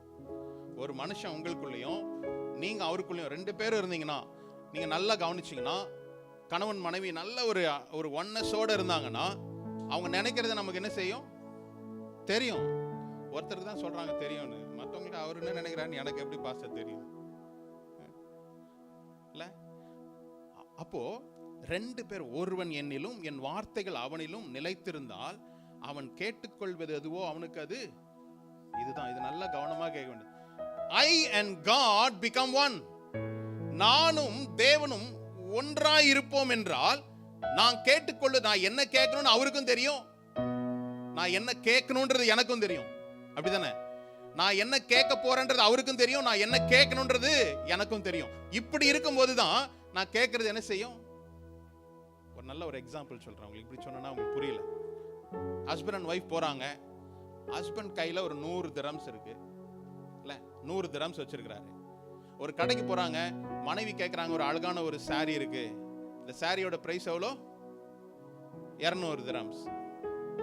இப்போ எல்லாரும் கனெக்ட் ஆவீங்க. ஆமா ஆமா, பொருள் வாங்கினா, சாரி சுடிதார் வாங்கினா நமக்கு நல்லா புரியுது. இந்த 200 திரம்ஸ் இருக்கிறத கணவனிடத்துல மனைவி கேட்பாளா? கேட்க மாட்டா. ஏன் தெரியுமா? இது வேண்டாம். ஆனால் ஒரு 90 திரம்ஸ்க்கு ஒரு சாரி அழகா பிடிச்சிருக்கு, அப்ப கேட்டா கிடைக்குமா? அப்பயும் கிடைக்காது பாஸ்டர், எங்க வீட்டுக்காரர் ஒன்றும் லாய்க்கு இல்லை அப்படின்றீங்களா? கிடைக்கும். இருவரும் ஒரு மனதோடு கூட நம்ம இருப்போமே என்றால், நீங்க கேட்கிறதும் என்ன செய்யும், நான் எதை கேட்டா எனக்கு கிடைக்கும், எது அவருக்கு பிடிக்கும், இதை நீங்க என்ன செய்வீங்க, அறிந்து கொள்வீங்க. என்னுடைய வாய்ஸ், என்னுடைய வார்த்தை நான் நினைப்பது போல அல்ல, கர்த்தருடைய நினைவாய் என்னுடைய வாய் என்ன செய்யும், மாறும். இப்படிப்பட்ட வார்த்தைகள் தான் என்ன செய்யும், நிறைவேறும், கிரியை செய்யும். அப்படிப்பட்ட ஒரு ஜனக்கூட்டமா தான் கர்த்தர் உங்களை என்ன செய்திருக்கிறாரு, தெரிந்து கொண்டிருக்கிறார். எதை வேணாலும் பேசுறோம் அப்படின்னு இல்ல, நாம் பேசக்கூடிய வார்த்தைகள் இட்ஸ் பவர்ஃபுல், வல்லமை உள்ளது, ஆற்றல் உள்ளது. இட் கிரியேட்ஸ், உருவாக்கும். நீங்க பேசுகிற வார்த்தைகள் உருவாக்கும். அதை நல்லா ஞாபகம் வச்சுக்கோங்க. நாம ஏதோ ஒரு வார்த்தைகளை பேசுறோம் அப்படின்னு இல்ல, தேவனை ஏற்றுக்கொண்ட தேவ பிள்ளைகளுடைய வாயிலிருந்து புறப்படுகிற வார்த்தை காரியங்களை பிறப்பிக்கும். It gives life. இயேசுவானவர் சொன்னார்ல, நான் சொல்லி இந்த வார்த்தை, நான் பேசிய இந்த வார்த்தைகள் ஆவியாயும் ஜீவனுமாயும் இருக்கிறது. நீங்களும் நானும் அவருடைய சாயலாய் உருவாக்கப்பட்டிருக்கிறோம். இதை எப்பொழுதுமே நீங்க நினைச்சுக்கணும். சர்ச்சுக்கு வரும்போது மாத்திரம் அல்ல, நான் தேவனால் அவருடைய சாயலில் உருவாக்கப்பட்டவள். நான் பேசக்கூடிய வார்த்தை ஆவியாயும் ஜீவனுமாயும் இருக்கிறது. நான் என்ன செய்யணும்? ஜீவனை கொண்டு வரணும். இந்த வார்த்தை என்ன செய்யும்? கொல்லவும் செய்யும். அப்படிதானே? வார்த்தை கொல்ல கூட செய்யும். ஆனா எப்படிப்பட்ட வார்த்தைகளை நான் பேசுறேன்?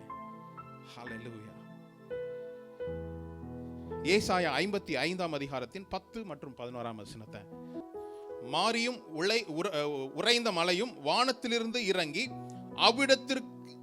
அவ்விடத்திற்கு திரும்பாமல் பூமியை நனைத்து அதன் முளை கிளம்பி விளையும்படி செய்து விதைக்கிறவனுக்கு விதையையும் புசிக்கிறவனுக்கு ஆகாரத்தையும் கொடுக்கிறது எப்படியோ, அடுத்த வசனம், அப்படியே என் வாயிலிருந்து புறப்படும் வசனம் இருக்கும். அது வெறுமையா என்னிடத்தில் திரும்பாமல் நான் விரும்புகிறதை செய்து நான் அதை அனுப்பின காரியமாய். ஹல்லேலூயா, ஹல்லேலூயா. இதுதான் ஒவ்வொரு தேவ பிள்ளைகள் புரிந்து கொள்ளக்கூடிய ஒரு வார்த்தை. நான் பேசக்கூடிய வார்த்தை அது நல்லதா இருக்குதா, உருவாக்குறதா இருக்குதா, கெடுக்கிறதா இருக்குதா, பயனளிக்கிறதா இருக்குதா, இதை நம்ம என்ன செய்யணும்? யோசிக்கணும். உங்களுடைய ஜெப நேரத்தில் கர்த்தர் உங்களுக்கு உணர்த்துகிற காரியங்கள், உங்களுக்கு குடும்பத்துல காரியங்கள் வேறு விதமா இருக்குது அப்படின்னா, யூ ஸ்டார்ட் ஸ்பீக்கிங். நீங்க பேச தொடங்குங்க. அட்மாஸ்பியர் மாறும். அந்த அமைப்பை மாற்றுகிற ஆற்றல் உங்களுடைய வார்த்தையை கர்த்தர் கொடுத்திருக்கிறார். The word which proceed from our mouth shall not return void. It shall accomplish the purpose I sent forth அப்படின்றது. எதற்காக நான் பேசினனோ அந்த காரியம் நிறைவேறும்படி என்ன செய்யறேன்? என்னுடைய வார்த்தை வெறுமையா திரும்பாது. நான் எந்த நோக்கத்திற்காக காரியத்திற்காக அதை பேசப்பட்டனோ அந்த வார்த்தை என்ன செய்யும்? நிறைவேறும். தேவ பிள்ளைகள் அதை அறிந்து கொள்ளுங்க. உங்களுடைய குடும்ப வாழ்க்கையா இருக்கலாம், உங்களுடைய வேலை ஸ்தலத்தில் உள்ள நெருக்கங்களா இருக்கலாம், பொருளாதாரத்தின் பின்னடைவுகளா இருக்கலாம், தேவைகளா இருக்கலாம், சரீர பலவீனமா இருக்கலாம். உடனே ஒரு வசனத்தை எடுத்து உடனே வசனத்தை அப்ளை பண்ணிக்கிறேன், இதெல்லாம் எலிமெண்டரி லெவல் தான். அந்த வசனத்தை நீங்க பர்சனலைஸ் பண்ணுங்க, உங்களுக்கு உரித்தாக்கி கொள்ளுங்க. தாவீது சொன்னா, என்னை குறித்து எழுதி இருக்கிற காரியம் வசனம் வார்த்தை அப்படின்னு சொல்றான். என்னை குறித்து எழுதி இருக்கிறதே அப்படின்னு சொல்றான். இயேசுவானவருக்கு புத்தக சுருளை கொடுக்கும்போது அவர் தன்மை குறித்து எழுதப்பட்ட தீர்க்கதரிசியினுடைய வசனத்தை தேடி வாசித்தார் என்று இருக்குது. இன்னைக்கு என்னைக்காவது என்னை பத்தி எங்கேயாவது பைபிள்ல இருக்கான்னு தேடி இருக்கிறீங்களா? நீங்க பாஸ்டர் நான் அவ்வளவு பெரிய ஆளு இல்ல அப்படின்னு நீங்க நினைச்சீங்கன்னா, you are peculiar person. ஞாபகம் வச்சுக்கோ. யார் என்ன சொன்னாலும் சரி, you are peculiar. வினோதமானவன் இல்ல, கேட்கறதுக்கே ரொம்ப சூப்பரா இருக்குல்ல. இவன் நல்ல ஒரு வல்லவர்னு சொல்றதோட இவன் ஒரு வினோதமானவன் அப்படின்ற போது ஒரு சூப்பர். ஒரு உங்களுக்கு எப்படின்னு தெரியல, நம்மளை பார்த்து அப்படி சொன்னா நல்லாதான் இருக்குது. இவன் ஏதோ வினோதமா செய்வான்பா, எதை கொடுத்தாலும் ஏதோ. ஆமா, சில மனைவிமார்கள்லாம் பார்த்தா தோசையே அப்படியே வேற ஷேப்ல போட்டு கணவன்மாருக்கு கொடுக்குறாங்க. நமக்கு தான் தெரியுமா, அது ஆட்டின் ஷேப்பா இருந்தாலும் சரி எல்லாத்தையும் அப்படியே பிச்சு லபக்குன்னு வாயில போட்டுடுறோம். அவங்க கிரியேட்டிவா என்ன செய்யறாங்க? வினோதமா செய்யறாங்க. கர்த்தர் உங்களை அப்படிதான் பார்க்கிறார். வினோதமான காரியங்களை செயல்படுத்துவதனால நீ வினோதமானவன். கர்த்தர் அப்படிதான் நம்மளை பார்க்கிறார். உங்களை கொண்டு ஒரு வினோதமான காரியங்களை செயல்படுத்த அவர் வாஞ்சிக்கிற தேவனா இருக்கிறார். ஹல்லேலூயா. இங்க சொல்லப்பட்ட காரியம் பாருங்களேன், நான் பேசிய என் வாயிலிருந்து புறப்பட்ட வசனமும், அதுக்கு முன்னாடி வசனத்தை போகுமே 10வது வசனம், ஏசாயா 50. மாரியும் உறைந்த மலையும் வானத்திலிருந்து இறங்கி அவ்விடத்துக்கு திரும்பாமல் பூமியை நனைத்து அதில் முளை கிளம்பி விளையும்படி செய்து விதைக்கிறவனுக்கு விதையையும் புசிக்கிறவனுக்கு ஆகாரத்தையும் கொடுக்கிறது எப்படியோ. போதும். என்ன பாருங்க, வார்த்தையை எப்படி சொல்ல, எதற்கு எடுத்துக்காட்டாய் கொடுக்கப்பட்டிருக்குது பாருங்க. மாரியும் உறைந்த மலையும் எங்க இருந்தது? மேலிருந்து கீழே வருது. மேலிருந்து கீழே வந்தவர் யாரு? இயேசு கிறிஸ்து. வார்த்தைக்கு ஒப்பிடப்பட்டது தான். அவருடைய வேலையை செஞ்சு முடிச்சுட்டு தான் போனாரே தவிர அரைகுறையா பாதியில போல. அது போலவே உங்களுடைய வாயிலிருந்து புறப்படுகிற வார்த்தையும் என்ன செய்யும்? நீங்க எதற்காக அனுப்பப்பட்டதோ அந்த வார்த்தை அதனுடைய கிரியைகளை செய்துதான் என்ன செய்யும்? முடிக்கும். அது மாத்திரமல்ல, அந்த மழையினுடைய தாக்கம், அந்த மழையினுடைய பயன் என்னவா இருக்குது பாருங்களேன். பூமியை நனைக்குது. முதல்ல உங்களுடைய வாழ்க்கையில எந்தெந்த பகுதிகள்லாம் வறட்சியின் நாட்களாய், வறட்சியின் பகுதிகளா இருக்குதோ, கர்த்தருடைய வார்த்தை அது என்ன செய்யும்? நனைய செய்யும். ஒரு நிலமானது கனி கொடுக்கணும், பயிர் செய்யணும் அப்படின்னா நிலம் முதல்ல என்ன செய்யணும்? சந்திக்கப்படணும். வேதத்துல அந்த ஹைரார்கி இல்ல, அந்த அதோடைய ப்ரொசீஜர் எல்லாமே என்ன செய்யப்பட்டிருக்குது? நாம் சரி செய்ய வேண்டியதை சரி செய்தால்தான் பெற வேண்டியதை பெற்றுக்கொள்ள முடியும். வறட்சியா இருக்குது, எனக்கு செழிப்பு வேணும் அப்படின்னு அல்ல. பூமியானது, மழையானது, பனியும் மழையும் என்ன செய்து? மாறியும் உறைந்த மழையும் வானத்திலிருந்து இறங்கி அவ்விடத்திற்கு திரும்பாமல் மறுபடியும் வந்துட்டு, நான் வந்த இது சரியில்லை, மறுபடியும் ரிட்டர்ன். அப்படி போதா? அமேசான்ல ரிட்டர்ன் போடுறோம், அது மாதிரி போதா? இல்ல. பிடிக்கல உடனே ரிட்டர்ன் எடுத்துட்டு போயிடும். அப்படி இல்ல. மழை கீழே இறங்குது, பூமியை நனைக்குது, அதிலிருந்து புல் முளம்புது, முளைக்க செய்கிறது. அதுல இருந்து என்ன கிடைக்குது? விதைக்கிறவனுக்கு விதையையும் புசிக்கிறவனுக்கு. ஹல்லேலூயா. அப்ப எது எனக்கு ஆகாரம், எது என்னுடைய விதை என்பதை நாம் என்ன செய்யணும்? எத்தனை பேர் உள்வாங்கிக்கிறீங்கன்னு தெரியல. சம்பாதிக்கிற எல்லாமே எனக்கு தான், என்னுடைய சரீரம் எல்லாமே எனக்கு தான். உங்க சரீரத்தை பலனை கர்த்தருக்கு நீங்க கொடுங்க. நீங்க எதுல நீங்க கர்த்தருக்கு கொடுக்கணும்னு உடனே நம்ம பர்ச தடவுறதுக்காக அல்ல. அது ஒரு பகுதி தான். என்னுடைய உழைப்பில் இருந்து நான் பெற்றுக்கொண்டதை ஒன்று கொடுக்கிறேன். ஆனால் என்னுடைய உழைப்பு தசம பாகம் கர்த்தருக்கு கொடுக்கணும். என்னுடைய அறிவு கர்த்தருக்கு கொடுக்கணும். என்னுடைய ஸ்ட்ராங், என்னுடைய இன்டெலெக்ட், என்னுடைய அறிவு, என்னுடைய இந்த உலகத்துல நான் சில பேர் பார்த்தா எல்லாத்தையும் நல்லா பேசுறோம். அந்த பேசிய பேச்சு எப்படி இருக்கும்? உலகத்தரமா மாத்திரம் தான் இருக்கும். அந்த பேச்சுல 10% கர்த்தரை சொல்லுங்க. இதுதான் கர்த்தர் எதிர்பார்க்கிறார். நான் எங்கு போனாலும் நான் தேவனை பிரதிபலிக்கிறவனாய் நான் மாறும். என்னுடைய பேச்சு, இந்த வாயிலிருந்து கெட்ட வார்த்தை என்ன செய்யக்கூடாது? No corrupt communication proceed out of your mouth அப்படின்றது. உங்கள் வாயிலிருந்து கெட்ட வார்த்தைகள் புறப்பட வேணாம். நான் பேசுற வார்த்தை பிறருக்கு பக்தி விருத்தி உண்டாறதா இருக்கணும். எனக்கு ஜீவனை பிறப்பிக்கின்ற வார்த்தையாய் மாறணும். இல்ல, அதை நான் முதல்ல என்ன செய்யணும்? கத்துக்கொள்ளணும். பாருங்க. ஹல்லேலூயா. இன்னொன்னு பாருங்களேன், ரோமர் 8:19. மேலும் தேவனுடைய புத்திரர் வெளிப்படுவதற்கு சிருஷ்டியானது மிகுந்த ஆவலோட காத்து கொண்டிருக்கிறது. ஹல்லேலூயா. இந்த வார்த்தை எனக்கு ரொம்ப ரொம்ப பிடிச்ச ஒரு வார்த்தை. The earnest expectation of the creation, eagerly waiting for the manifestation of the sons of God. தேவனுடைய பிள்ளைகள் வெளிப்படும்படி சிருஷ்டியானது மிகுந்த ஆவலுடன் என்ன செய்யுதுதான்? ரொம்ப நேரம் காக்க வைக்காதீங்க. சொல்லுங்க, சிருஷ்டியை ரொம்ப நேரம் காக்க வைக்காதீங்க. நீங்க என்ன செய்யணும்? மனுஷனாய், தேவனுடைய புத்திரனாய் நீங்க என்ன செய்யணும்? செயல்படணும். இல்ல, இயேசுவானவர் எங்க போனாலும் என்ன செய்தாரு? கம்ப்ளைண்ட் பண்ணிட்டே இருந்தாரா? எங்க போனாலும் இல்லாததை குறிச்சே பேசிட்டு இருந்தாரா? இல்லாதவைகளை கூட இருக்கிறபடி அவர் அழைத்தார். ஹல்லேலூயா. இல்ல, கானா ஒரு கல்யாணத்துல போய் நின்னாரு. அங்க என்ன இல்ல? திராட்சை ரசம் இல்ல. என்ன இருக்குன்னு தான் கேட்டார். இல்லையா? ரைட், என்ன இருக்கு? தண்ணி இருக்கு. அதை கொண்டு வந்து என்ன செய்? நிரப்புன உடனே அவர் என்ன சொன்னாரு? இதை போய் பந்தி விசாரிப்பு காரணத்துல என்ன செய்யுங்க? சர்வ் பண்ணுங்க. அவ்வளவுதான். ஒரு வார்த்தை, ஒரு தேவ மனுஷன் தேவனுடைய ஆவியில் நிறைந்திருந்தால் அவன் பேசுகிற வார்த்தை அவனுடைய வார்த்தை அல்ல, தேவனுடைய வார்த்தையாய் மாறும். அநேக எடுத்துக்காட்டு நான் சொல்ல முடியும். எலியா ஆகாபினுடைய முன்னாடி போய் நின்று சொல்றான், என் நாமத்தின் நிமித்தம் இந்த தேசத்தில் பனியாகிலும் மழையாகிலும் பெய்யாது என்று தேவனுக்கு முன்பதாக நிக்கிற நான் சொல்றேன்னு சொல்றான். நமக்கு இன்னைக்கு அந்த தைரியம் இருக்கா? எந்த ஒரு தேவ மனுஷனும் தேவனுடைய சமூகத்துல காத்திருக்காத ஒரு காரியத்தை, காத்திருக்காத ஒரு மனுஷன் மற்றவர்கள் முன்பதாக என்ன செய்ய முடியாது? தைரியமா? ஒருவேளை பேசலாம், ஆனா அந்த பேசின காரியம் நிறைவேறுமா? அப்போ கர்த்தர் என்னுடைய வார்த்தையை கனம் செய்யணும்னா நான் அவருடைய சமூகத்தில் காத்திருக்கும் போதுதான் நான் பேச வேண்டிய காரியங்களை என்ன செய்வாரு? நீங்க நல்லா என்னுடைய ஆவியும் பரிசுத்த ஆவியும் இணைந்த ஒரு தேவ மனுஷன் தான் தேவனுடைய கிரியைகளை இந்த பூமியில் செயல்படுத்த முடியும். வார்த்தையின் வாயிலாக. என்னுடைய மாம்ச பலத்தினால் அல்ல. நல்லா யோசிச்சு பாருங்க, தாவீதுக்கு என்ன பலன் இருந்தது கோலியாத்தை போய் சந்திக்கிறதுக்கு? அவன் சொன்னது ஒரே ஒரு காரியம்னால, இந்த விருத்த சேதனம் இல்லாத இந்த மனிதன் என்னுடைய தேவனுடைய நாமத்தை எப்படி தூஷிக்க முடியும்? அவனை என்ன செய்வேன்? விழ பண்ணுவேன், அவனை நான் கொன்று போடுவேன். வாயின் வார்த்தை தான். நீங்க பாத்தீங்கன்னா நோ கம்பேரிசன், ஒரு கம்பேர் பண்ணவே முடியாது.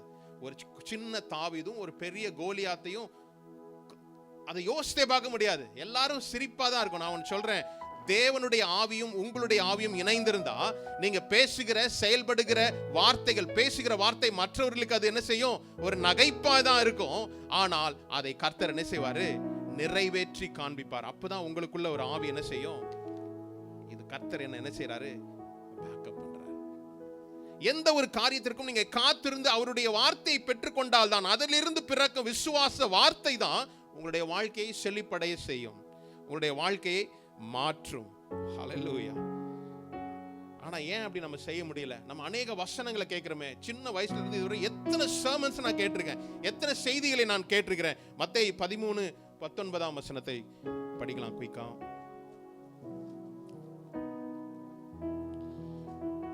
ஒருவன் ராஜ்யத்தின் வசனத்தை கேட்டும் உணராதிருக்கும் போது பொல்லாங்கானவன் வந்து அவன் இருதயத்தில் விதைக்கப்பட்டதை பறித்துக் கொள்கிறான், அவனே வழியருகே. இன்னைக்கு என்னன்னா, கிறிஸ்தவமும் கிறிஸ்தவர்களும் சர்ச்ல நல்லா தான் கேட்கிறோம். ஆனா வீட்டுக்கு போன உடனே நம்ம என்ன செய்யறோம்?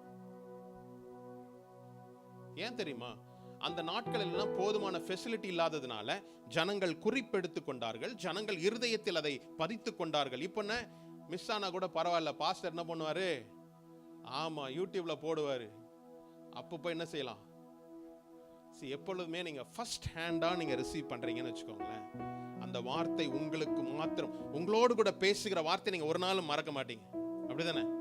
உங்களை குறித்து கர்த்தர் இந்த நாளில் என்னோடு கூட பேசினார், இந்த வார்த்தை கொண்டுனா நீங்க யூ நெவர் ஃபர்கெட். இல்ல வீட்டுக்கு போன உடனே மறந்துடுறோமா அப்படின்னா, அவங்களுக்கு சொல்லப்பட்ட வார்த்தை தான். ஒருவன் ராஜ்யத்தின் வசனத்தை கேட்டும் உணராதிருக்கும் போது அப்படின்ற வார்த்தை ஆங்கிலத்தில் என்ன போட்டிருக்கு? உணர்வு அப்படின்னு, அண்டர்ஸ்டாண்டிங் அப்படின்னு இருக்கு. I hear the word but I don't understand it. எனக்கு அது சரியா புரியலனா நம்ம என்ன செய்யணும்? நீங்க ஒரு பொருள் வாங்குறீங்க, ஒரு எலக்ட்ரானிக் கேஜெட்ஸ் வாங்குறீங்க, அது எப்படி ஆபரேட் பண்ணணும் தெரியலனா நீங்க என்ன செய்வீங்க? ஆமா, இன்ஸ்ட்ரக்ஷன் புக் எடுத்து தலையில புரட்டி படிச்சிருவீங்க. அதுலயும் புரியலனா என்ன பண்ணுவோம்? கஸ்டமர் கேர்ல கேட்பீங்க, அதுவும் புரியலனா யூடியூப்ல ரிவ்யூ என்ன போட்டுக்கிறான், இது எப்படி செயல்படுத்தணும்? உங்களுடைய தேடுதல் என்ன செய்து அதிகரித்து கொண்டே இருக்கிறீங்க.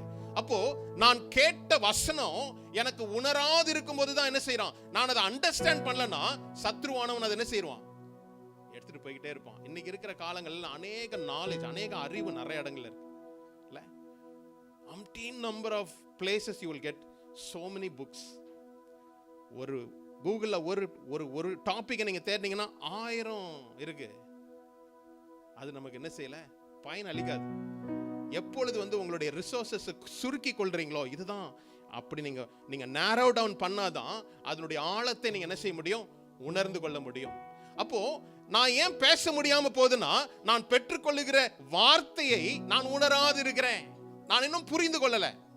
அப்போ உணராது இருக்கும் போதுதான் சத்ருவானவன் என்ன செய்யறான்? அந்த வசனத்தை திருடி கொண்டு போறான். அந்த ஏற்ற வேளையில நான் பேசக்கூடிய நேரத்தில் அந்த வார்த்தை எனக்கு கிடைக்கல. அப்படிதானே? பிரச்சனை வரும்போது தான் பைபிளை இங்க இருந்து அங்க உருட்டுவாங்க பாருங்க. சில பேர் உருட்டுல அதான் பெரிய உருட்டு. பிரச்சனை வரும்போது தான் இங்க பைபிளை இந்த பக்கம் அந்த பக்கம் உருட்டா கிடைக்காது. அந்த வசனம் வெறும் வார்த்தையா தான் இருக்கும். எப்போ நீங்க உணர்ந்து கொள்ளுகிறீர்களோ, எப்போ அந்த வார்த்தை எனக்கு அண்டர்ஸ்டாண்ட் ஆகுதோ, நான் புரிந்து கொள்ளுகிற வார்த்தை தான் என்னுடைய விசுவாசத்தை பெருக செய்யும். அந்த விசுவாச அறிக்கை தான் என்னுடைய வெப்பனா மாறும். எத்தனை பேர் புரியுது? அவங்களுக்கு அது நடந்திருக்குது. அந்த வார்த்தையை நானும் சொல்றேன்னா அது நடக்காது. அவங்க வீட்டில் செஞ்ச பிரியாணி டேஸ்ட்டை நம்ம செய்ய முடியாது. அவங்களுக்கு அது ஆயுதமா கர்த்தர் கொடுத்திருக்கிறார். உங்களுக்கு பர்சனலா உணரத்தக்க வார்த்தைகள் தான் உங்களுக்கு என்ன செய்யும்? டெலிவரன்ஸை கொடுக்கும். ஹல்லேலூயா. அப்ப பாருங்களேன், விசுவாசம் என்பது எனக்குள்ளிருந்து என்ன செய்யும்? காரியங்களை தோன்ற வேண்டியதா இருக்கணும்னு சொல்லி நம்ம பார்க்கிறோம் பாருங்க. 1 கொரிந்தியர் 12 அதிகாரத்துல 4 முதல் 4வது வசனத்தை படிப்போமே. வரங்களில் வித்தியாசங்கள் உண்டு, ஆவியானவர் ஒருவரே. அடுத்தது ஊழியங்களிலே வித்தியாசம் உண்டு, கர்த்தர் ஒருவரே. இப்படி போய்கிட்டே இருக்குது. நான் ஏற்கனவே சொன்ன விசுவாசம் என்பது நான் மேன்மைப்படுத்திக் கொள்வதற்கு ஒரு தகுதியும் இல்லை. இந்த விசுவாசம் என்பதே என்னது? It's a gift. விசுவாசம் என்பது ஒரு வரம். இந்த வரது இதை கொண்டு நாம் போஸ்ட் பண்ண முடியாது இல்ல. எனக்கு ஒரு வெகுமதியாய் ஒரு பொருளை ஒருத்தங்க கொடுத்தாங்கன்னா அந்த பொருளை கொண்டு நான் ஏதோ ஏர்ன் பண்ணது போல அல்ல, நான் அதை பெற்று, நான் இது கஷ்டப்பட்டு அதை பெற்றுக்கொண்டேன் அல்ல. கிஃப்ட்லாம் என்னது? அவனுக்கு கொடுக்கப்பட்ட கிருபையின் அளவுக்கு தக்க என்ன செய்து கொடுக்கப்படுகிறது. பாருங்களேன், இதுல அடுத்தது கடைசியில 7 முதல் 9 வசனங்களை துரியமா படிக்கலாமே.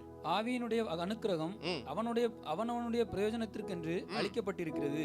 எப்படி எனில், ஒருவனுக்கு ஆவியினாலே ஞானத்தை போதிக்கும் வசனமும், வேறொருவனுக்கு அந்த ஆவியினாலே அறிவை உணர்த்தும் வசனமும், வேறொருவனுக்கு அந்த ஆவியினாலே விசுவாசமும், வேறொருவனுக்கு அந்த ஆவியினாலே குணமாக்கும் வரங்களும், வேறொருவனுக்கு அற்புதங்களை செய்யும் சக்தியும், வேறொருவனுக்கு தீர்க்க தரிசனம் உரைத்தலும். போதும், இப்படி பல காரியங்கள் இருக்குது. ஆனா அது 7வது வசனத்துல பாருங்களேன், ஆவியினுடைய அனுக்கிரகம் அவனுடைய பிரயோஜனத்திற்கென்று அளிக்கப்பட்டது. அவனுடைய பிரயோஜனத்திற்கென்று கொடுக்கப்பட்டது. It's not for a personal gain. என்னுடைய தனிப்பட்ட ஆதாயத்திற்கு அல்ல, ஊழியத்திற்கு. அதுதான் சொல்லப்பட்டிருக்கு பாருங்களேன். அதுக்கு முன்னாடி நம்ம பார்க்கிறோம்ல, 5வது வசனத்துல ஊழியங்களிலேயும் வித்தியாசம் உண்டு. உங்களுக்கு கொடுக்கப்பட்ட இந்த வரம் ஊழியத்திற்கான காரியம், என்னுடைய பர்சனல் கெயின் இல்ல. எப்பொழுதுமே கர்த்தர் உங்களுக்கு தனிப்பட்ட ஆசீர்வாதத்திற்காக மாத்திரம் அவர் தேவன், பிதாவாகிய தேவன் பூமியில அவருடைய குமாரனை அனுப்பல. ஒரு கம்யூனிட்டியை, நீங்க இருக்கின்ற இடத்தில் இருக்கிற மனுஷர்களை சந்திக்கும்படியா கர்த்தர் என்ன செய்யறாரு? அனுகிரகம் கொடுக்கிறார். இந்த கிஃப்ட் எல்லாம் அப்படிப்பட்ட கிஃப்ட் தான். அப்போ விசுவாசத்தின் அறிக்கையை நான் என்ன செய்யணும்? செயல்பட நான் தொடங்கணும். நான் ஏற்கனவே சொன்னதுதான், உங்களுடைய வாழ்க்கையில நடக்கின்ற காரியங்களை நீங்க பாக்குறீங்க, ஆனா காணாத உலகத்தை நீங்க அறிந்து கொள்ளக்கூடிய நபராய் மாறணும். விசுவாசியினுடைய வாழ்க்கை கர்த்தர் காணாத காரியங்களில கர்த்தர் என்ன செய்கிறாரு? இல்லாதவைகளை உருவாக்குகிற தேவனா இருக்கிறார். ஒரே ஒரு சம்பவத்தை சொல்லி நான் முடிக்கிறேன். மத்தேயு 8ஆம் அதிகாரத்துல 29ஆம் வசனம். அவர்கள் அவரை நோக்கி, இயேசுவே, தேவனுடைய குமாரனே, எங்களுக்கும் உமக்கும் என்ன?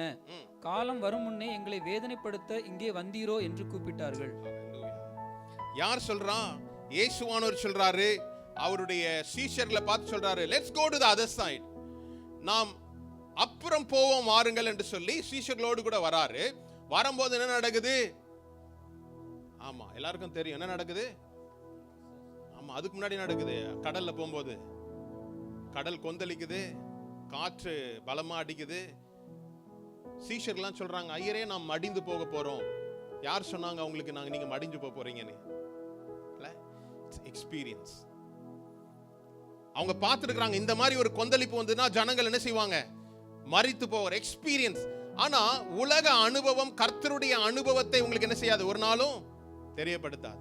உலக அனுபவம் தேவனுடைய விசுவாசத்தை மட்டுப்படுத்தும். அப்ப சொல்றாரு, இயேசுவானவர் சொல்றாரு, நீங்க அற்ப விசுவாசிகளே, ஏன்பா இவ்வளவு கூச்சல் போடுறீங்க அப்படின்னு சொல்லி அவர் என்ன செய்யறாரு? காற்றை அதட்டுறார்.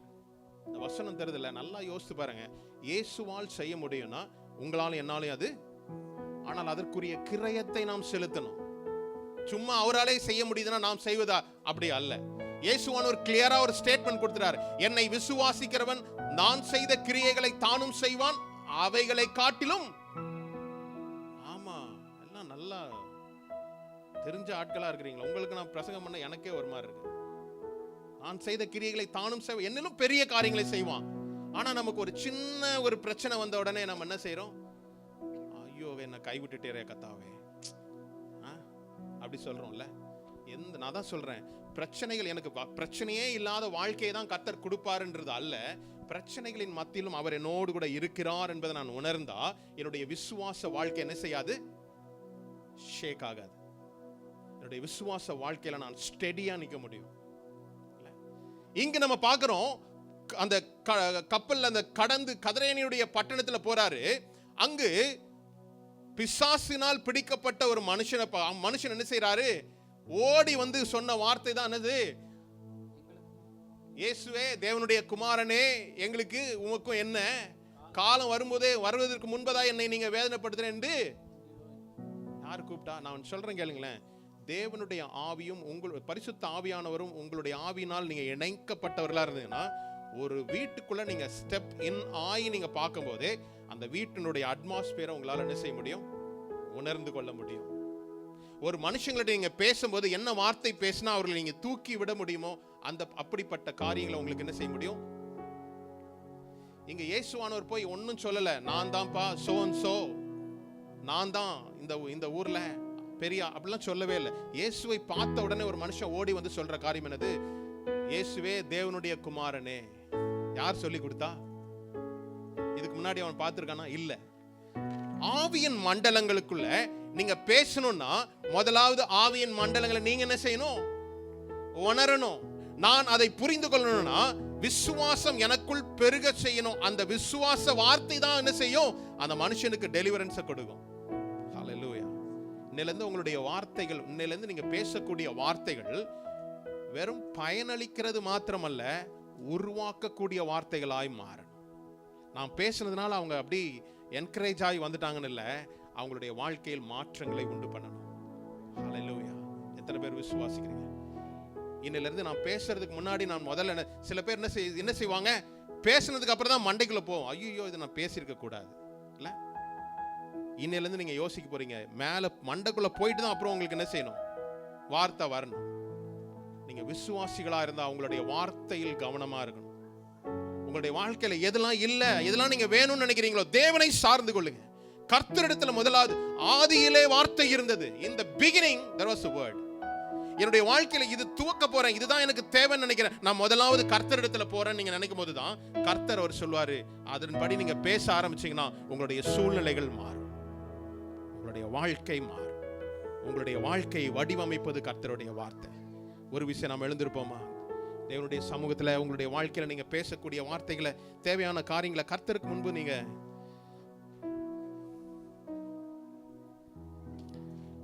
ஒரு விஷயம் அங்க எங்க நடக்குது, என்ன நடக்குதுன்னு பார்க்காதீங்க. இன்னைக்கு நம்ம பேசப்பட்ட இந்த வார்த்தை, கர்த்தாவே உம்முடைய பிள்ளைகளுக்கு நீர் சொல்லிய இந்த வார்த்தை ஆவியாயும் ஜீவனுமாயும் ஆக கடவுது. அவருடைய வாழ்க்கையில எதிர்கொள்ளுகிற என்னென்ன சவால்களோ கர்த்தாவே எல்லாவற்றையும் சந்திக்க நீர் போதிய பலனை தாரும். வாய்களை திறந்து அடக்கி கொள்ளாதபடி கர்த்தருடைய சமூகத்துல கர்த்தாவே நீர் எங்களை நடத்துகிற தேவன். இந்த காலை வேளையில எங்களை விசுவாசத்தை வர்த்திக்க செய்யும் உம்முடைய வார்த்தை எங்களை கர்த்தாவே இன்னும் நடத்தும்படி ஆசீர்வதிக்கிறோம். என் எதிர்பார்ப்புக்கும் மேலாக செய்பவரே, என் ஜெபங்கள் அனைத்திற்கும் பதில் தருவீரே. என் எதிர்பார்ப்புக்கும் மேலாக செய்பவரே, என் ஜெபங்கள் அனைத்திற்கும் பதில் தருவீரே. ஏகோவாயிரே, எனக்கெல்லாம் நீரே, என் தேவை எல்லாம் சந்திப்பீர். ஏகோவாயிரே, எனக்கெல்லாம் நீரே, என் தேவை எல்லாம் சந்திப்பீர். ஆராதனை ஆராதனை ஆராதனை உமக்கே. ஆராதனை ஆராதனை ஆராதனை உமக்கே. என் எதிர்பார்ப்புக்கு மேலாக செய்பவரே, என் ஜெபங்கள் அனைத்திற்கும் பதில் தருவீரே. என் எதிர்பார்ப்புக்கு மேலாக செய்பவரே, என் ஜெபங்கள் அனைத்திற்கும் பதில் தருவீரே.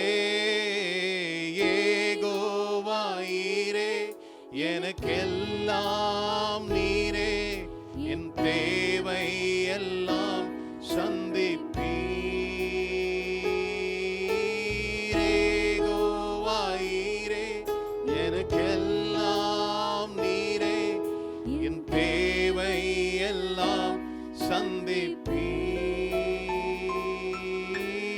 ஆராதனை ஆராதனை ஆராதனை உமக்கே